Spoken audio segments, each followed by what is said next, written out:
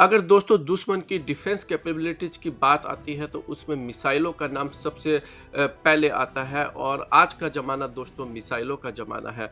अगर हम इन मिसाइलों को ब्रॉडर लेवल पर अगर डिवाइड करते हैं तो दोस्तों 2 टाइप की मिसाइलें होती है। एक वो मिसाइलें जो दुश्मन के टारगेट के ऊपर अटैक करके उनको डिस्ट्रॉय करती है और दूसरी वो मिसाइलें होती है जो दुश्मन की तरफ से आने वाली बैलिस्टिक क्रूज और फाइटर जेट जो है इन सबको इंटरसेप्ट करके डिस्ट्रॉय कर देती है, जिनको हम एयर डिफेंस मिसाइल सिस्टम्स के नाम से भी जानते हैं।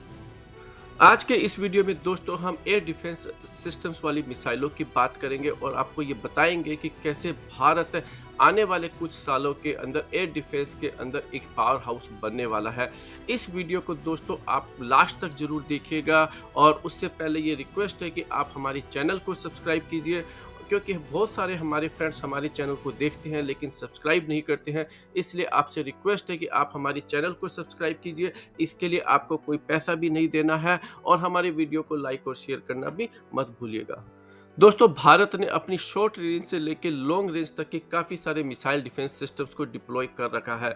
लेकिन भारत पावर हाउस तब बन सकता है जब दोस्तों भारत खुद अपनी मिसाइल सिस्टम्स को इंडिजिनियसली टेक्नोलॉजी के थ्रू खुद ही बनाए और उनका प्रोडक्शन करे। इस वीडियो के अंदर हम उन्हीं मिसाइल डिफेंस सिस्टम्स के ऊपर बात करने वाले हैं।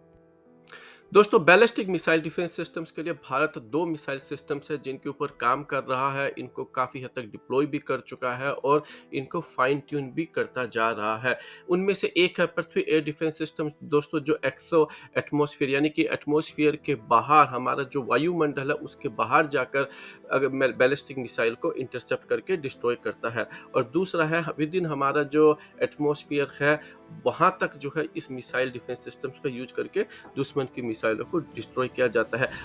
और अब बताइए पीएडी और एएडी जो मिसाइल सिस्टम्स है इनका दूसरा नाम क्या है, कमेंट सेक्शन में बताइए। दोस्तों आप सभी जानते हैं कि रशिया का S-200, S-300, S-400 missile systems दुनिया का बेहतरीन मिसाइल सिस्टम्स में से एक माना जाता है। भारत ने S-300 और S-400 इन मिसाइल सिस्टम्स को रशिया से एक्वायर किया है। भारत का ये प्रोजेक्ट कुसा रशियन S-400 मिसाइल सिस्टम्स का जवाब है। इसके तहत भारत 3 रेंज की मिसाइलों को बनाएगा, 150 किलोमीटर, 250 किलोमीटर और 350 किलोमीटर। इसका मतलब हो गया दोस्तों भारत भी जो है अब आने वाले समय के अंदर 350 किलोमीटर दूर के टारगेट को इंटरसेप्ट करके डिस्ट्रॉय कर पाएगा।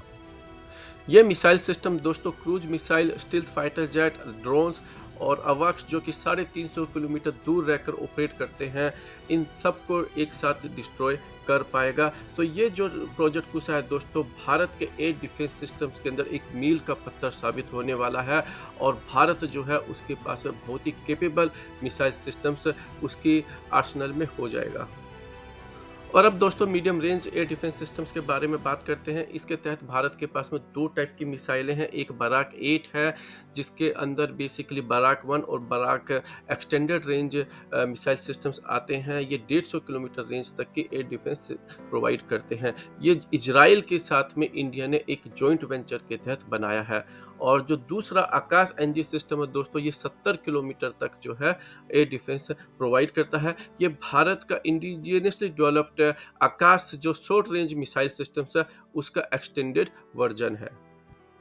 और हमारा शॉर्ट रेंज का जो डिफेंस सिस्टम दोस्तों आकाश है, ये 1980s के अंदर जब हमने आकाश, अग्नि और पृथ्वी जैसी मिसाइलों का डेवलपमेंट स्टार्ट किया था, ये उस टाइम से ये सिस्टम्स बनाया जा रहा है। और इस सिस्टम को दोस्तों लगातार जो है फाइन ट्यून किया जा रहा है। ये बहुत ही कैपेबल एयर डिफेंस सिस्टम्स है और आज भारत के पास में जो सबसे ज़्यादा मिसाइल एयर डिफेंस सिस्टम्स के अंदर यूज की जाती है वो आकाश एयर डिफेंस सिस्टम्स ही है। और इसके तहत भारत जो है बहुत सारी जो अपनी जो फॉरेन करेंसीज है दोस्तों, क्योंकि अब भारत को जो इस टाइप की जो रेंज की जो मिसाइल सिस्टम्स है वो रशिया से परचेज नहीं करने पड़ते हैं। तो इसके लिए आकाश जो है वो भारत के एयर डिफेंस सिस्टम्स के अंदर बहुत ही महत्वपूर्ण जगह रखता है।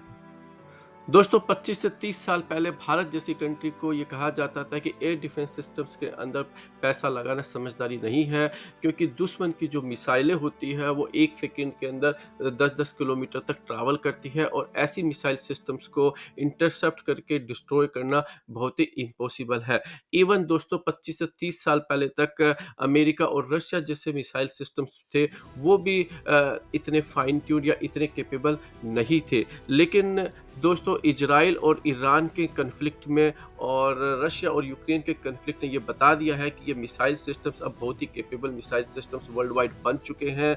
ये चाहे हाइपरसोनिक मिसाइल हो, इन मिसाइलों को अब इंटरसेप्ट करके डिस्ट्रॉय कर दिया जाता है।